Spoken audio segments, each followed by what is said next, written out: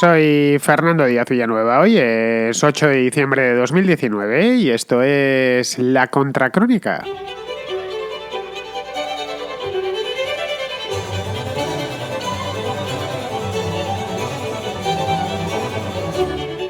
Bienvenidos a La Contrarréplica, el programa dedicado en exclusiva a los escuchas u oyentes, como prefiráis, o auditores, como dicen en Chile, de La Contracrónica, de este vuestro espacio. Bien, es un programa para los que no lo hayáis escuchado nunca, que consiste en que vosotros enviáis una llamada, una nota de voz de WhatsApp exactamente. Os voy a dar el número de teléfono ahora, el número de WhatsApp. No es propiamente un teléfono, sino que solo sirve para esto. Lo digo porque es que alguno incluso llama. Bien, el teléfono, lo digo ya, está desconectado, así que no sirve para gran cosa más que para enviar esto. Si tuviese que atender todas las llamadas que entran, pues la verdad es que necesitaría dedicarme solo a eso, porque entran muchísimas, como bien sabéis. Los domingos lo suelo dejar esto para las llamadas más de fondo, las notas más de fondo, los temas generales que no caducan fácilmente, y entre semana, como bien sabéis, lo que hago es que meto las del día, o trato de meterlas del día para poderlas atender y que no me caduquen. Bien, pues el número, como os decía, es el siguiente. El número de WhatsApp es el 690-827909.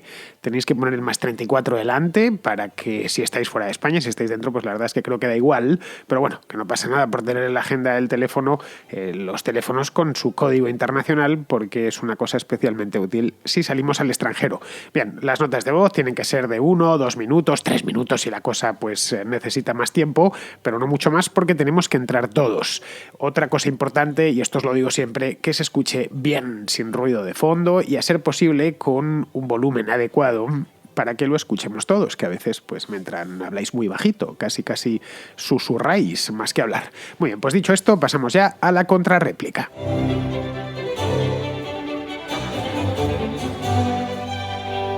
Empezamos con Marisa, que tiene una pregunta sobre George Soros. Enhorabuena por tu programa. Y te quería preguntar por Soros.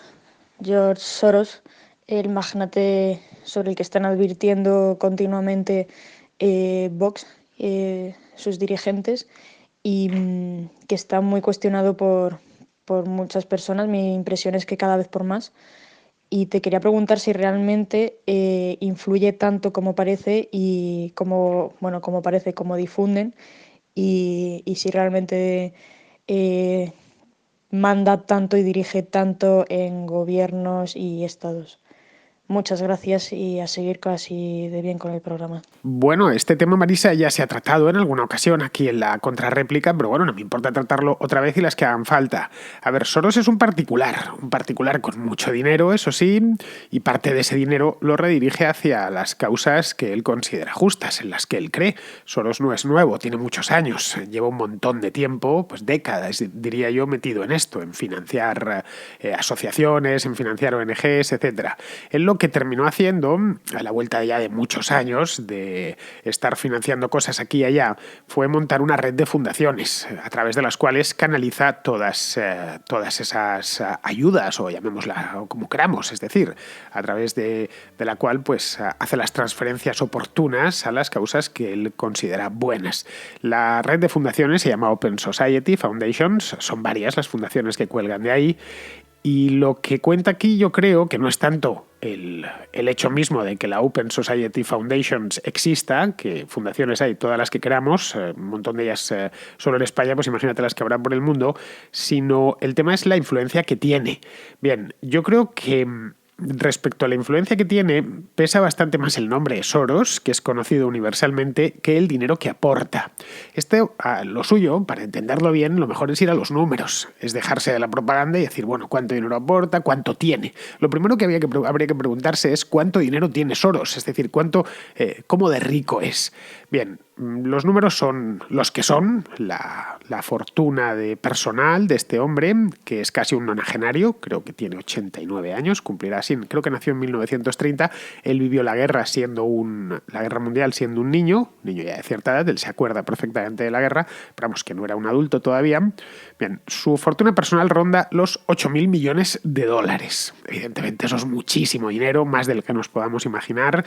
Todos los que estamos aquí juntos, si pusiésemos nuestro patrimonio encima de la mesa, no lo alcanzaríamos. Pero bueno, es mucho dinero, pero es que esto hay que ponerlo en perspectiva con otros multimillonarios. Claro, al lado de los principales multimillonarios del mundo, como, no sé, Jeff Bezos, por ejemplo, o Warren Buffett, o mismamente Mancio Ortega, que es paisano nuestro, pues es un enano, la verdad. La fortuna de Jeff Bezos creo que es de, no lo sé actualmente, pues esto varía evidentemente, pero está por encima de los 100.000 millones de dólares. No sé cuál será a día de hoy. La de Ortega ronda los 70.000 millones de dólares. Ojo, fortuna, no dinero metido en el banco, así a la vista, para gastar a discreción, que muchas veces cuando se dice es que fulano es millonario, tiene 50.000 millones de dólares, no es que los tenga en una cuenta corriente y pueda disponer de ellos, no. Estamos hablando de su fortuna, es lo que se conoce como patrimonio neto, es decir, lo que vale lo que tienes. Tú también tienes patrimonio neto igual que yo. Miras cuentas, todo valoras todo lo que tienes. Tú pues si tienes un automóvil, una casa, etcétera, un ordenador, un teléfono, todo lo que es tuyo, lo que dispones de título de propiedad de eso, y a esto le descuentas las deudas, lo que debes. Ya está, a partir de ahí ya tienes el patrimonio neto. Es decir, que aunque Soros quisiese donar todo su patrimonio, que son, ya digo, unos 8.000 millones de dólares, no podría hacerlo en el acto, tendría que liquidar primero y después ya pues donar eso. Pero es que aún así 8.000 millones de dólares, que nos parecen a título individual una auténtica barbaridad de dinero, si lo comparamos con otras cantidades que manejan otras personas o directamente el Estado, pues es nada. Hagamos más números. El presupuesto del Estado en España, que no es el país más rico del mundo, ¿vale? Está efectivamente en el primer mundo, tiene un presupuesto muy grande, pero no deja de ser un país europeo. Bueno, pues el presupuesto, lo que se gasta el gobierno, vamos, son aproximadamente medio billón, algo menos, de medio billón de euros, billón con B. Solo en pensiones, tanto de jubilación como pensiones de viudedad, etcétera, se van cada año unos 150.000 millones de dólares. Ojo. Estamos hablando de dólares, perdón, de euros. Estamos hablando de que la fortuna, el patrimonio neto de Soros son 8.000 millones. Es decir, unas 20 veces el patrimonio neto de este hombre. Y unas, pues no lo sé, 2 veces aproximadamente el patrimonio neto de Amancio Ortega. Marisa, en serio, el dinero de verdad lo manejan los políticos. ¿Por qué? Pues por una razón simple de entender, porque les entregamos así más o menos como la mitad de lo que producimos cada año, entre impuestos de todo tipo, no solo el IRPF, sino no olvides que estamos pagando continuamente que si el IVA, que si sociedades si tenemos una empresa, que si retenciones, etcétera. Nos están sacando dinero por todos los lados. Bueno, impuestos, tasas, multas, etcétera. Los que promueven esta o tal agenda ideológica, que los hay, no necesitan a un millonario, no les hace falta, sino a políticos adictos a esa causa, dispuestos a gastarse el dinero del contribuyente en esta o en aquella dirección, a canalizarlo hacia ello. Porque el que de verdad tiene acceso a grandes cantidades de dinero no es un millonario u otro millonario, sino los políticos de todos los países. Te he puesto el caso de España, pero podríamos ir a Francia, podríamos ir a Italia, no digamos ya Estados Unidos, Alemania, etcétera. Ahí es donde está de verdad el dinero, no en manos de Jeff Bezos, a pesar de que Jeff Bezos tiene un patrimonio neto brutal. Ni tampoco en el de George Soros, cuando dicen es que Soros paga paga otro. Pues, bueno, está pagando a tanta gente que no sé realmente de dónde saca el dinero. Tiene debajo de la mesa una máquina para imprimir euros o algo así. La llamada agenda de Soros, lo habrás leído muchísimas veces, se financia básicamente con cargo a los presupuestos estatales de los estados. Bueno, en España del Estado, de los municipios, de las comunidades autónomas, etcétera. No al patrimonio del propio Soros. Soros tampoco es el ideólogo de esto. Tiene la cara muy reconocible y bueno, yo creo que la clave está ahí. Es decir, queda muy difuminado si no puedes poner una cara. Cuando dices, no, es que esto se paga, es que se paga realmente todas estas historias con cargo a los presupuestos y entonces cuesta señalar a alguien. Así que partidos como Vox o partidos que son parecidos, tanto en Europa como en América, pues lo que hacen es que emplean a Soros como cara visible y le señalan con el dedo. La gente del común, a fin de cuentas, no entiende un presupuesto, ni se va a poner a mirarlo. Y luego esa cantidad de ceros ya, pues la verdad es que tenemos un problema los seres humanos con los grandes números y es que no acertamos a entenderlos bien. En cambio, si te señalan con el dedo a un tipo, que además tiene cara de malo, pues no digamos ya. Claro, ve ahí a Soros de cuerpo presente y puede personalizar en alguien lo que le molesta. Los seres humanos luego tenemos otra cosa importante. Tenemos gran propensión a los relatos. Y Soros aporta un relato interesante. Es un millonario, judío para más señas. No olvides que el antisemitismo sigue siendo una de las taras de todo Occidente. Inmensamente rico. Si preguntas a los que están todo el día con Soros en la boca, que no se les cae nunca de la boca, les preguntas cuál es el patrimonio neto de Soros, no te lo sabrán decir. Porque eso es lo de menos. Dirán, sí, es muy, muy rico y dedica toda su fortuna para promover una serie de ideas, comprar gobiernos, etc. No, el gobierno es el que compra a los demás, no tú al gobierno. El Estado español se gasta más en pensiones que el patrimonio neto de Jeff Bezos, que es el hombre más rico del mundo. Esto a veces creo que no lo hemos terminado de entender. Claro, esto es el de Jeff Bezos, pero es que el de Soros al lado del de Bezos es nada. Es una minucia. Bueno, y es una minucia, de hecho, al lado de lo que gasta cualquier ministerio. Escoge cualquiera. Verás que gasta muchísimo más en un año. Cualquier ministerio, insisto. En España, por lo menos. No digamos ya un ministerio en Francia, un ministerio en Alemania. Eso por no hablar de que las ideas de Soros las promueve otra mucha gente. También con bastante dinero, por cierto. Pero te aseguro que de nada serviría ese dinero si no hay voluntad política de hacer una cosa o de adoptar una política pública concreta. Así que, sinceramente, Marisa, no creo que Soros tenga ni tanta importancia ni tanta influencia. A ver, a él le encanta interpretar ese papel de villano, pero bueno, dejémosle. El día que se muera, que no debe de andar muy lejano porque tiene casi 90 años, yo te aseguro que todo seguirá absolutamente igual.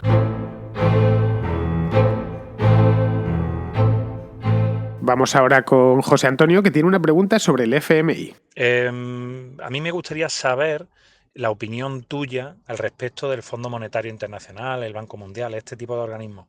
Y no porque sea una pregunta capciosa, ni muchísimo menos, sino simplemente porque he leído y oído muchas cosas normalmente malas sobre estos organismos y me gustaría saber cuál es tu postura personal al respecto de la actividad que desempeñan, de si lo que están haciendo es ayudar realmente a países o sin embargo ponerles trabas.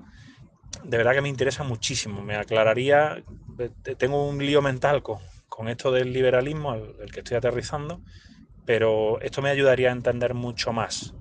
Bueno, pues muchísimas gracias. Y enhorabuena por tus programas, pues lo escucho todas las noches.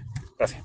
Pues esto creo que también lo he comentado aquí, pero vamos, ya es que son tantos años haciendo el programa que me habéis preguntado de todo y por supuesto creo que también me habéis preguntado en alguna ocasión por el FMI. A ver, a mí el Fondo Monetario Internacional no me gusta un pelo y además su existencia dejó de tener sentido hace ya bastantes años, pero muchísimos. Dejó de tener sentido antes de que yo naciese, no te digo más. A ver, el FMI se creó en los años 40, creo que fue en el 47 o el 48, para que los tipos de cambio que habían fijado en los acuerdos de Bretton Woods se mantuviesen, simplemente. Preguntarás qué es eso de los tipos de cambio, porque hoy nos puede parecer eso ya no existe. En Bretton Woods se fijó un patrón oro indirecto, que dejó de existir hace muchos años. En aquel entonces se fijó que se rompía con el patrón oro anterior y se fijó un patrón de cambio. El dólar estaba ligado al oro a razón de $35 la onza. Una onza son unos 33 gramos de oro, para que te hagas una idea, una onza Troy. Y luego el resto de divisas del mundo pues se cambiaban con el dólar. Se podía hacer perfectamente un cambio, podía saber exactamente qué cantidad de oro se correspondía con un chelín austriaco, o con un franco francés, o con una lira italiana, o con una peseta española. Era muy sencillo. Tengo tantas pesetas, ¿cuánto cuestan, cuánto se cambia estas pesetas en dólares? Bueno, pues ya sé cuánto oro tengo. Esto se mantuvo durante las 3 décadas, no, de las 2 décadas posteriores a la Guerra Mundial, a Bretton Woods y poco más. ¿Por qué? Pues porque los Estados Unidos no cumplieron con su palabra. Es decir, ese patrón indirecto que permitía saber cuánto valía un marco o un franco, conociendo el cambio con el dólar, desapareció. ¿Qué hacía entonces el FMI aparte de vigilar eso? O cómo lo vigilaba, mejor dicho. Su labor era la de realizar préstamos puntuales a los gobiernos para evitar que tuviesen que devaluar. En el caso, que incurriesen en déficits y cosas por el estilo. Bien, la cuestión es que el gobierno de Estados Unidos no cumplió su palabra, creó dólares de la nada, muchísimos más de los que debió haber creado, especialmente en la década de 1960, para pagar La guerra de Vietnam, que les costó un ojo de la cara, el programa Apolo o los programas sociales, la gran sociedad de Lyndon Johnson. Y aunque el cambio seguía siendo de $35 la onza, tal y como había quedado fijado en Bretton Woods, en el año 47 o 48, el hecho es que 20 años más tarde, a finales de los 60, con la guerra de Vietnam ya en plenitud, el Apolo a punto de despegar de Cabo Cañaveral para ir a la Luna, etc., el hecho es que había ya un mercado paralelo de oro. Es decir, el oro ya no se pagaba a $35 la onza de oro, sino a 50 o a $60. Así que en agosto del 71, Nixon decidió cerrar lo que se llamaba la ventanilla del oro. Dijo, bueno, esto ya no tiene sentido, es absurdo porque este cambio no es real. Y automáticamente los tipos pasaron a flotar libremente, ya completamente desligados del oro. Ahora no puedes saber cuánta cantidad de oro es un fija, quiero decir. La sabes porque puedes mirar la cotización del oro al día. Puedes saber cuántos dólares te cuesta una onza de oro, que no son 35, son muchísimos más. Bien, fue en ese momento, en el año 71, cuando el FMI debió cerrarse. Porque ya no tenía sentido. Pero claro, el monstruo que habían creado pues tenía ya vida propia. Y se reinventó en aquel momento con el parecer de todos los políticos de la época, empezando por los propios políticos americanos y sobre todo los políticos europeos, porque la dirección del FMI siempre cayó en manos de los europeos, al igual que el Banco Mundial caía en manos de los estadounidenses. Entonces, la cosa es que dijeron que ellos podían seguir allí haciendo estudios, etcétera, estadísticas, y servirían para que hubiese estabilidad económica ya en todo el mundo. ¿Hoy qué es? Pues hoy es lo que ya todos conocemos. Es un aparato burocrático gigantesco que remunera muy bien a sus empleados, especialmente a su director, que todo su salario es libre de impuestos. Bueno, tiene recibimiento cuando llega a un país, el director del FMI, de jefe de Estado, y se dedica pues a prestar dinero a gobiernos de prestar el dinero que antes los gobiernos han metido en el fondo, especialmente los gobiernos de los países ricos, a otros gobiernos que gastan más de lo que tienen. Aparte de eso, pues se dedica a dar consejos. Hacemos el informe del FMI cuando un país está en crisis, tal, ¿qué es lo que tenemos que hacer? Bueno, pues el FMI ha dicho que tenemos que hacer esto y lo otro. Por lo general suelen ser, caballeros, tienen ustedes que subir impuestos. Todas las soluciones del FMI pasan por ahí, para cuadrar las cuentas. Respecto al Banco Mundial, pues más o menos lo mismo. A ver, el Banco Mundial pues es un armatoste financiado básicamente por Estados Unidos, por Europa y por Japón, que presta dinero a discreción de su propio presidente, nada más. Nació en origen la excusa para montar el Banco Mundial. Estos son todo inventos keynesianos. Y cuando digo keynesianos es que estaba John Maynard Keynes detrás, pues estaba todavía en vida. Son inventos keynesianos no de la teoría, sino de la persona. Y la idea era reconstruir Europa, que estaba devastada después de la Segunda Guerra Mundial, y canalizar esos créditos a través del Banco Mundial, de todos esos fondos. Pero claro, es que Europa finalizó su reconstrucción en los años 50, es decir, hace ya más de 60 años, por lo que, de verdad, no creo que ya tenga mucho sentido que esto siga existiendo. Ahora bien, quien tiene que acabar con él son los mismos que disfrutan de su existencia, por lo tanto, es poco probable que eso desaparezca. Bien, vamos ahora con Agustín, que tiene una cuestión sobre los partidos y la partitocracia. Quería plantear una cuestión, dado que los políticos han desvirtuado su función de perseguir el bien común y en lugar de servir al pueblo se sirven del pueblo, me cuestiono que los partidos son redes clientelares y que sus representantes les eligen por criterios de fidelidad al clan y bueno, que no me representan a mí ni a nadie más que a las élites del partido y dudo que a las bases, por muchas primarias que hayan. Y además que los diputados tienen que someterse a la disciplina de voto. Por eso mi cuestión es, ¿no es mucho llamar democracia cuando falta esta representación directa?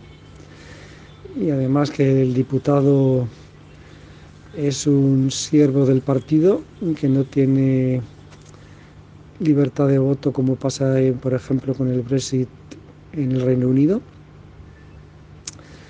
Bueno, en principio para mí esto es una partitocracia, que los partidos se reparten el poder, los privilegios, las partidas presupuestarias para priorizar a sus correligionarios y afines. Bueno, me agradecería tu opinión y de los escuchas de este podcast.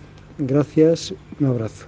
La partitocracia es la gran enfermedad de la democracia española, esto es desde sus mismos orígenes, porque viene del origen mismo, del momento fundacional del sistema, a finales de los años 70, cuando se diseñó toda la representación. Esto fue entre el año 77 y el 78, y en este diseño, pues lo que hicieron los padres fundadores, entre comillas, fue poner como centro y como gran intermediario de la representación a los partidos políticos y no a los candidatos. Partidos, por supuesto, enchufados al presupuesto. Los partidos políticos, una vez han conseguido un solo representante, ya empiezan a recibir subsidios de todo tipo. Es decir, la idea que tenían es, muy bien, esto va a ser una democracia, pero va a ser una democracia en la que el partido va a ser el gran intermediario entre el pueblo y el poder. Pensaron que era lo mejor, que ya sucedía en otros países de Europa y que era una manera de tener esto ordenado.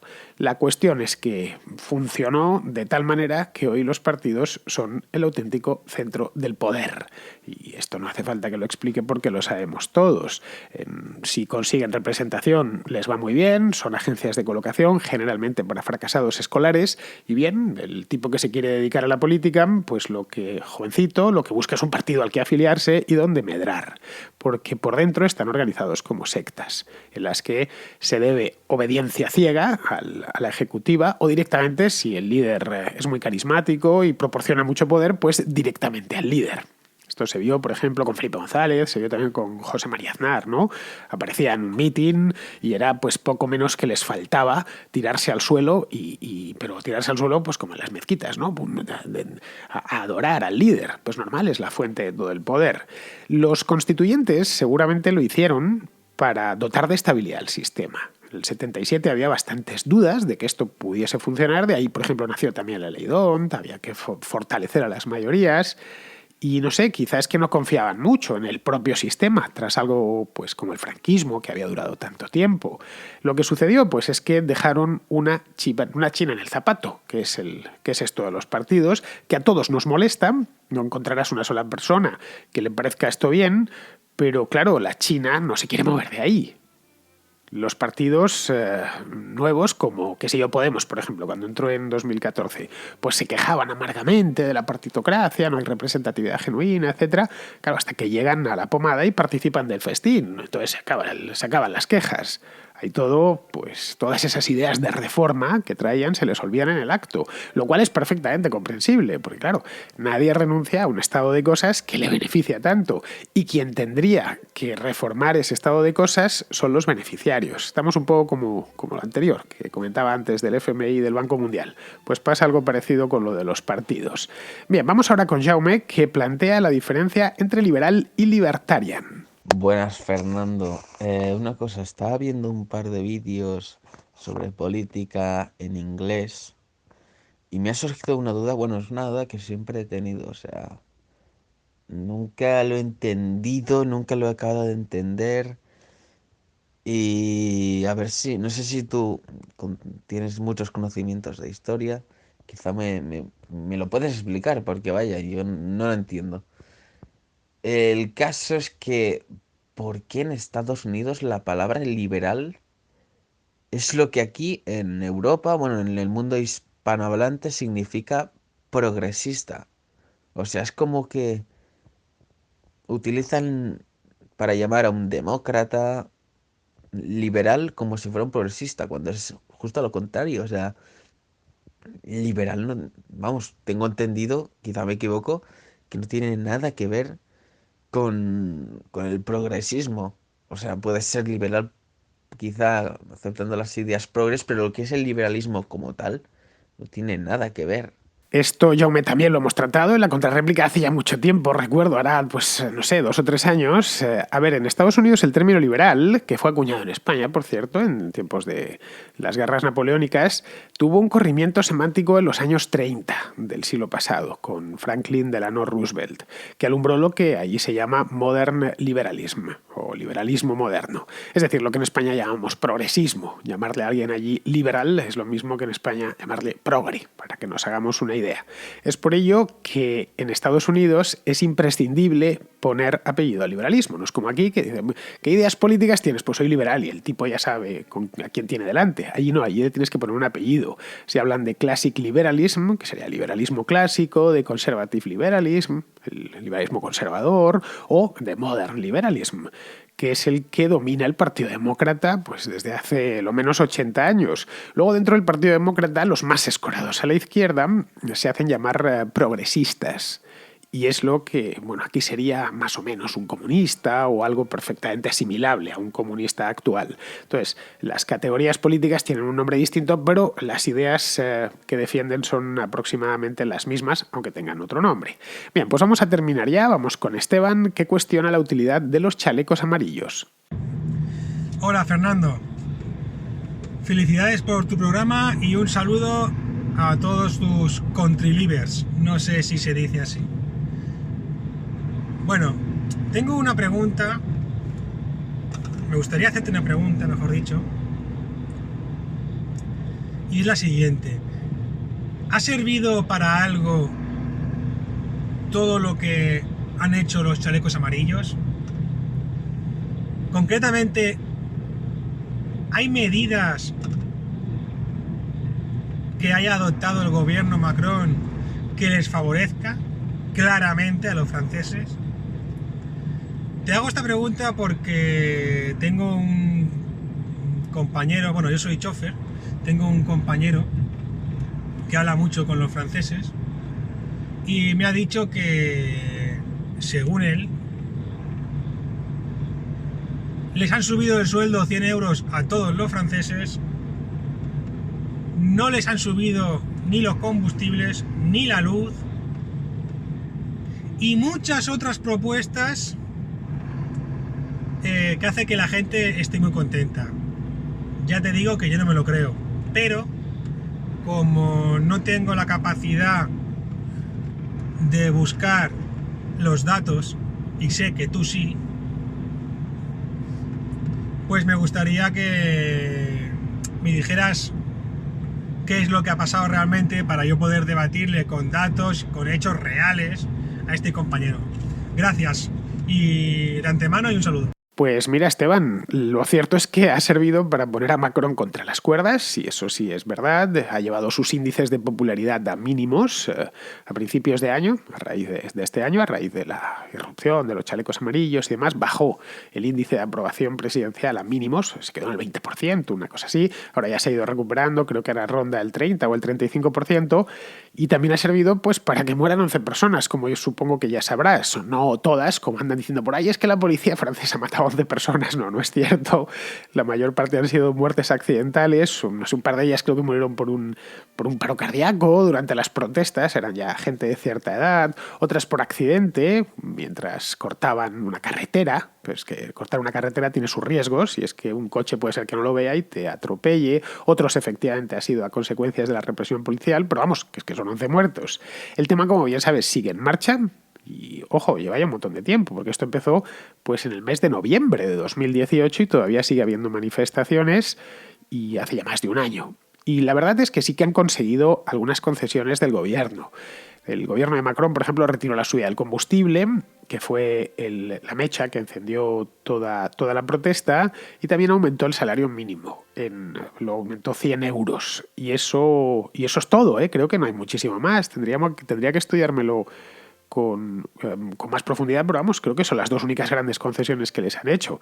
Vamos, que los costes que ha ocasionado todo el follón de los chalecos amarillos, tanto para ellos mismos, como para Francia, yo creo que no han compensado lo más mínimo las magras conquistas que han logrado. Vamos, más de un año de protestas. Y lo que te rondaré, Morena, porque me da a mí la impresión que esto va a llegar hasta la próxima campaña electoral. Muy bien, queridos amigos, pues con esto damos ya por concluida la contrarréplica de hoy, y yo, pues bueno, como hago todos los domingos, os emplazo a que volváis por aquí mañana lunes. Hasta mañana, amigos.